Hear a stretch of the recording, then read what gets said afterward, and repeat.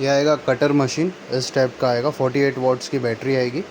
Charge ख़त्म होने के बाद में इसको चार्ज भी कर सकते हो। ये सब अटैच करने के बाद में ऐसा कुछ दिखेगा।